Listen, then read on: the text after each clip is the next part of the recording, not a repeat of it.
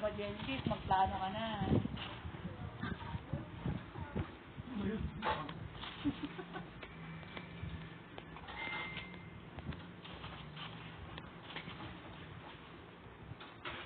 Kung naman panay ang ano mo dyan.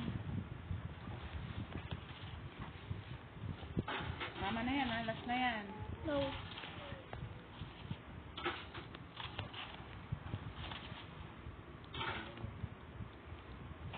Dapat bukas alas 6 mo lang nakaluto na. Alas ka ba bukas mo?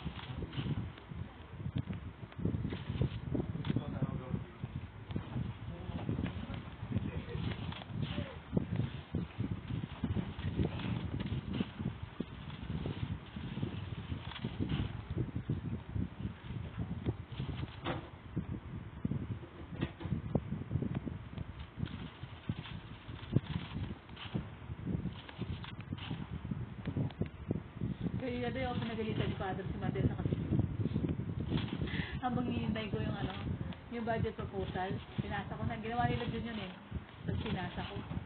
Tapos pinat sila o pinagalitan sila. Bakit ang laki ng gagastusin nyo sa sa pagkain? 8,000. Sobra-sobra na yun. Tapos sabi sa kanya, wala ka bang mentality? Sabi niya kay Madel. Sabi niya kay Madel sa kay Jun, wala ba kayo mentality? Hindi kayo nag-iisip? Abuso na yan. Sabi niya gano'n. 8,000 yun eh. Budget namin 8,000 talaga. Kasi yun yung galing kay Marcos saka kay Lisel. Ni-request namin yan. Solicit kami para sa pagkain. Hindi namin rin. Tapos ako nandun sa office, di ba? Sila chat.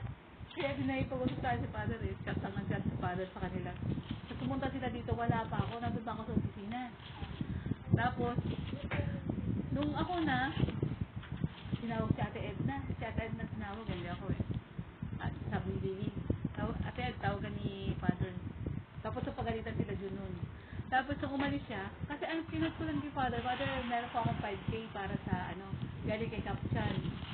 Para sa sa PRCT na text TV, sabi niya sa pagkain. Thank you ate, ganun siya. Tapos, hindi ko sinabi yung kay Marcos, kasi na-expect ko magsasabi nun si June. Kasi dalawa kami. Kaya ito na. Tinawag si Ate Ed. Ang tagal ko nag-antay dun mula alas 9, natapos yung klase niya alas 11. Pero napagalitan na sila June. Tapos, tinawag si Ate Ed, sabi ko kay Ate Ed, na wait lang, papaliwanag ko, sabi ko sa kanya. 8,000 yung sa budget proposal namin, pero wala kami hingin maski piso dito sa opisina. Sabi ko sa kanya. Sabi niya, okay, sige. Sabi niya, gano'n, pumunta na siya doon.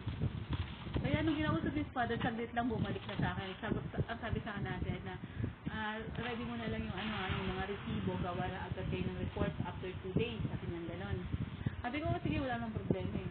Ibig sabihin ko sa akin, hindi niya kinwestiyon. Nandun lang ako sa baba eh. Tapos nung kinausap ako ng dalawa, yun na pala yung nangyari, hindi ko alam. Kaya usapan namin, hindi, ubusin natin ito sa Kasi ang gusto nila titirin, 5,000 lang. Sabi ko, hindi ko pwede. Kasi nag-request tayo para sa pagkain eh. Tapos yung 3,000 bibigay mo sa opisina. Hindi tayo nag-request para sa opisina, para to sa pagkain ng bata. Kasi nag-reklamo sila yung pagkain dati. Adobong toyo daw. Kasi dalawang manok, pas puro toyo. Alam mo walang lasa. Tapos yung fried chicken, gano'n na kalito. At ang daming kanin. Kaya sabi nila Angel kagabi, sabi niya dito, baka naman po pwede, masarap naman yung pagkain. Kaya sabi ko sa kanila, oo nga, spaghetti naman yun sa fried chicken. Eh, naggawa ba ng coffee jelly si buko pandan si Sabel. Niladagdagan. Hindi makareklamo sa amin si Father eh. Kaya lang, kawawa yung dalawa. Ha? Yun sa kasi sila yung pinapagalitan. Tapos ako, hindi naman ako sinasabihan. Sinasagot ko kasi siya eh. Sabi niya, sige na Ninang, tignan mo yung 3,000. 5,000 lang gastos sa ni Mama para may matitira pa. Sinubukan naman namin. Kaya lang, yung kalalabasan nung pagkain. Kaya